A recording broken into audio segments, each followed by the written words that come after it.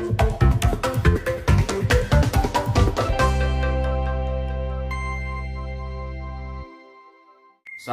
warahmatullahi wabarakatuh. Waalaikumsalam warahmatullahi wabarakatuh. Bismillah, alhamdulillah, assalatu wassalamu ala rasulillah, la haula wala quwwata illa billah, amma ba'du. Ya. Yang sangat-sangat kita hormati, kita muliakan Bapak Dr. Sastro Ngatawi, ya, yang kita kenal dulu Kang Ngatawi waktu di Tayu. Ahlan wa sahlan. Ya. Alhamdulillah. Syukran. Sama Mas Abel ya. Ya. Ini Sangga Pak Romin, ini yang ngomong saya dulu Pak. Sama Bapak siapa nih? Pak Yan. Pak Yan. Ya. Alhamdulillah kita kedatangan tamu mulia guru kita Bapak Dr. Sastro Ngatawi. Beliau banyak malang melintang di dunia pendidikan, dunia musisi, dan alhamdulillah kita kerawan beliau. Ini berkah sendiri. Ini adik-adik santri alhamdulillah punya media, namanya dua media. Darul Ulum Adiniyah, Om. Ya. Jadi kita memanfaatkan momen ketemu dengan orang-orang solih, orang-orang berilmu, kita mendokumentasikan biar menjadi syiar. Amin. Itu yang pokok tentu kami mengucapkan terima kasih atas rawuhnya, atas kedatangan panjenengan. Semoga ini menjadi berkah untuk santri-santri Darul Ulum Adiniyah. Langsung saja Om Sastro. Ya. Ini kita jujur waktu kuliah sampai sekarang masih terinspirasi dan sering waktu-waktu pengajian yang serius maupun yang santai-santai sering kita ngutip ucapan jenengan. Wabil khusus ketika detik-detik akhir jenengan mendampingi almarhum Gus Dur waktu itu. Yang saya masih ingat betul, ya ucapan jenengan itu hidup itu hakikatnya hanya menjadi saluran kebaikan untuk orang lain. Itu yang saya ingat. Yang kedua kalinya saya ingat betul jenengan bagaimana istiqomah dakwah yang orang lain mungkin tidak begitu menyukai, tapi jenengan begitu rileks, agama bisa menjadi diterima oleh semua kalangan. Bahkan saya tahu sendiri waktu di Kayu, artis-artis, orang-orang awam, anak jalanan itu seneng agama itu wasilah cara jenengan dakwah. Nah kira-kira ini santri biar termotivasi, terinspirasi dengan bagaimana jenengan kok bisa sampai seperti ini, sehingga pesan-pesan apa untuk adik-adik santri yang saat ini masih belajar, masih kuliah, semoga bisa meniru meneladani panjenengan untuk terus berbuat baik ya. Tadi khususnya untuk menjadi saluran kebaikan orang lain. Monggo. Ya. Jadi kalau saya ingat pesan Gus Dur itu sederhana. Beragamalah yang enak, tapi jangan seenaknya. Jadi beragama itu harus enjoy, fun, happy gitu ya. Tapi nggak boleh seenaknya. Seenaknya itu apa? Ya gampangkan gitu ya. Sholat digampangke, syariat digampangke. Tapi juga jangan terlalu terkekang, terbebani oleh hal-hal seperti itu. Jadi itu menurut saya beragama yang seperti ini yang disukai banyak orang gitu. Sehingga itu satu. Yang kedua, konten agama itu kan luar biasa. Ajarannya, nilainya, normanya dan lain sebagainya itu kalau kita pegangi, kita amalkan, selamatlah dunia akhirat. Amin. Tapi kadang kita itu nggak tepat cara menyampaikannya. Gitu loh. Nah, cara menyampaikan ini menjadi sesuatu yang sangat penting. Karena barang bagus, kalau penyampaiannya tidak bagus, kadang ya susah diterima dan akhirnya karena susah diterima ya susah dipahami. Nah, maka saya mencoba untuk mendelivery atau menyampaikan pesan-pesan, nilai-nilai dan ajaran-ajaran agama itu ya ala qadri ukulihim, sesuai dengan kemampuan orang-orang yang menerima itu. Nah kebetulan yang bagiannya orang yang suka ngaji, suka sholawat, suka kitab kan udah bagiannya sampean. Nah itu. Nah orang yang di jalanan yang ya gimana, yang hidupnya seperti itu, sukanya musik, sukanya hura-hura, sukanya dugem gitu kan. Nah itu kan kalau didekati dengan cara ngaji, cara kan nggak cocok. Nah akhirnya saya ngalai yang menemani mereka dengan cara-cara yang enjoy, fun, happy dan lain sebagainya itu. Nah ini menjadi penting diketahui oleh anak-anak santri. Karena santri itu hakikatnya kan mereka yang sedang belajar untuk mendalami tafakuh fiddin lah kalau bahasa anunya, mendalami ilmu-ilmu agama. Artinya dia sedang menumpuk, mengumpulkan dan mengkoleksi konten sebetulnya. Gitu. Nah, nanti satu step lagi setelah dia keluar atau dalam proses menjadi santri itu, dia juga harus belajar bagaimana mendelivery, menyampaikan, mengkomunikasikan konten-konten pengetahuan, laku hidup, terus kemudian stock knowledge yang dia terima di pondok ini supaya bisa tune in, related dan connecting terhadap taraf pemahaman, selera dan kondisi sosiokultural masyarakat yang menjadi target si penerima pesan itu. Nah, kira-kira seperti itu. Itu perlu skill tersendiri nih, Ustadz. Ini perlu skill sendiri dan ini alhamdulillah luar biasa teman-teman sudah anak-anak pesantren sudah bisa mainkan podcast. Paling tidak sudah melek IT.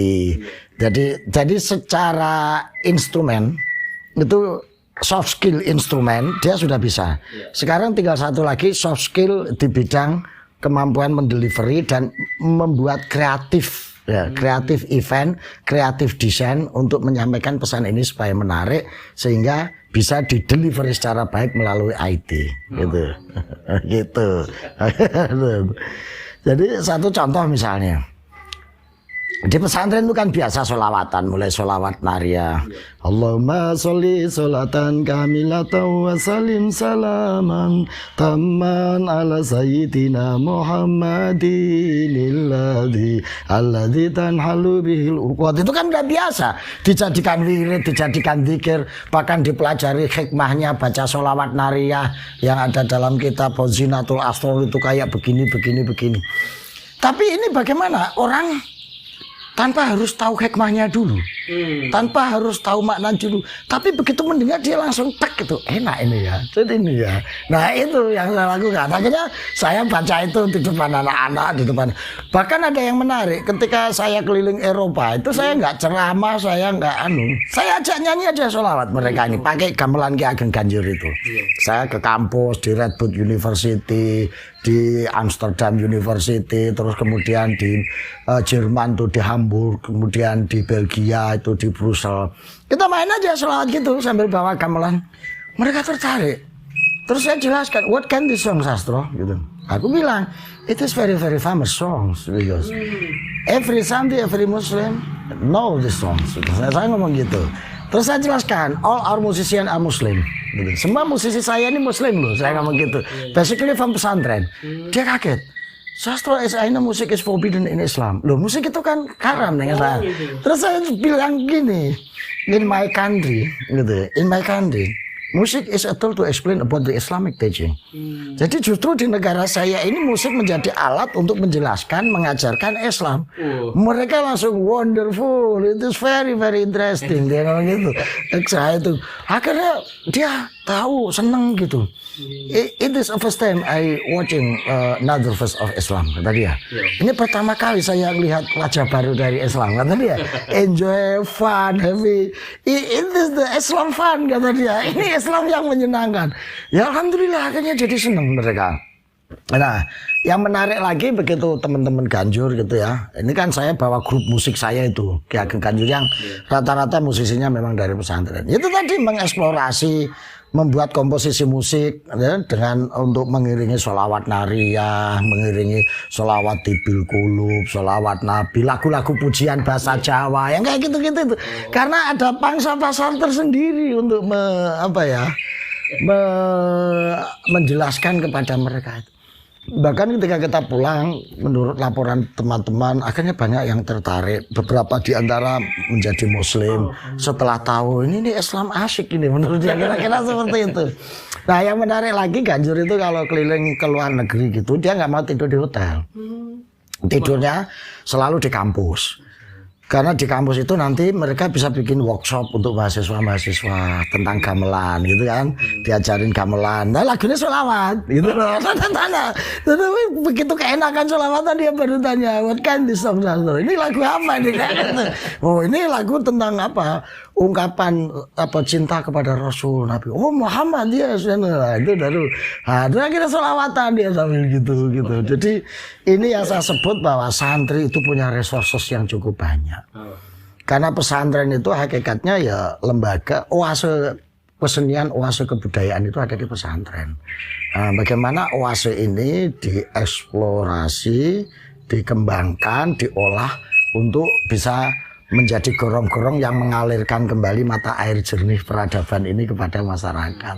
Nah itu kira-kira seperti itu, Mas. Dan itu santri sangat bisa, santri sangat bisa, gitu. Karena resourcesnya banyak, gitu. Bukan sesuatu yang sulit. Bukan sesuatu yang sulit. Yang penting satu. Kita tinggal mengupgrade aja satu di bidang soft skill kreatifnya itu, gitu ya. Soft skill kreatif dan soft skill di bidang keseniannya itu. Yang kedua adalah soft skill di bidang penggunaan peralatan-peralatan IT dan lain sebagainya itu. Itu menurut saya. Itu. Terima kasih. Terakhir kami mohon doa dari Om Sastro karena beliau ini sanatnya sangat kuat ini, teman-teman sahabat doa. Beliau ini ngajinya dulu di Guyangan. Kalau saya ingat saya sama ada Mbak Siti ya. Iya, itu Kiai Najib itu 8 tahun satu kelas dengan saya. Jadi ini biar teman-teman Darul Ulum Madiniyah dapat. Dan adik-adik saya perlu harus membuat disclaimer ya. Saya ngaji pada abangnya beliau juga. Meskipun sebetulnya tidak ngaji. Saya ini dari kecil NU, nunut urip. Gitu. Nunut urip di abangnya beliau ini saya. Jadi kerjaan saya masak gitu ya, nyuci. Tapi kan biarpun nggak ikut ngaji, tapi kan kedengeran itu kalau anak-anak ngapalin al-kalamu waladun mufidun murokabun filwat iya kayak gitu-gitu akhirnya ya nyandal juga di kepala lah kira-kira seperti itu. Terima kasih Mas Rod. Jadi semoga kami yang ada di sini tetap optimis dengan amin depan. Jadi turistik ini kan ternyata kan bagaimana tantangan kita itu sebenarnya bukan siapa-siapa tapi masa depan yang kita hadapi dengan tadi peningkatan soft skill tadi itu. Itu Om Sastro, jadi minta doanya. Amin. Nanti salaman. Amin. Setelah ini nanti Om Sastro ke belakang untuk ngicipi masakan ala sana. Lo ke belakang bukan ke toilet gitu. Biasanya kalau ke belakang ke toilet. Kalau Jepun beda lagi. Kan biasanya mau pamit ke belakang dulu ya. Nah itu ke toilet. Masih gitu, kamarnya bukan kamar besar. Kalau di kita kamar kesenian Ustaz. Karena tempat pentas seni itu kan kencengan seni. Ya kita berharap semoga Om Sastro lalu sehat. Amin. Dan tentu terus mengajarkan kita, membimbing kita yang masih amin. Semangat, monggo Dr. Bismillahirrahmanirrahim. Alhamdulillahirabbil alamin hamdan syakirin hamdan na'iman hamdan yafina ma yakafit masjida ya rabbana lakal hamdu kama yanbaghi li jalalika karim wa adhimi sultanik. Allahumma sholli sholatan kamilatan wa sallim salaman taman ala sayyidina Muhammadin alladzi tanhala bil uqad wa tanfariju bil qurra wa qul bil hawaij wa tunalu bil ruqai wa suhabi wa jil karim wa alaihi wa sahbihi kulli lam hadhi wa nafasim wa tadi kulli malumilak. Allahumma ij'al majlisan mubarakan nafi'an ila kulli ahliya. Amin. Ya Allah ya Rahman ya Rahim, Engkau yang Maha Rahman, Engkau yang Maha Rahim, turunkanlah rahmat-Mu kepada pondok pesantren ini. Turunkanlah karunia-Mu kepada pondok pesantren ini. Mudah-mudahan menjadi pondok pesantren yang membawa barokah, ilmunya manfaat, santri-santrinya bertambah banyak, dan menjadi manfaat dunia dan akhirat untuk umat-Mu. Ya Allah ya Rahman ya Rahim. Berikanlah rezeki yang luas, berikanlah rezeki yang lapang untuk kemajuan kemakmuran pesantren ini. Dan kuatkanlah kepada adinda kami, Mas Muhammad, dalam mengasuh pondok pesantren ini. Diberi kekuatan lahir batin, kesabaran lahir batin dalam membina, mengasuh, dan membimbing para santri dan mengelola pondok pesantren ini.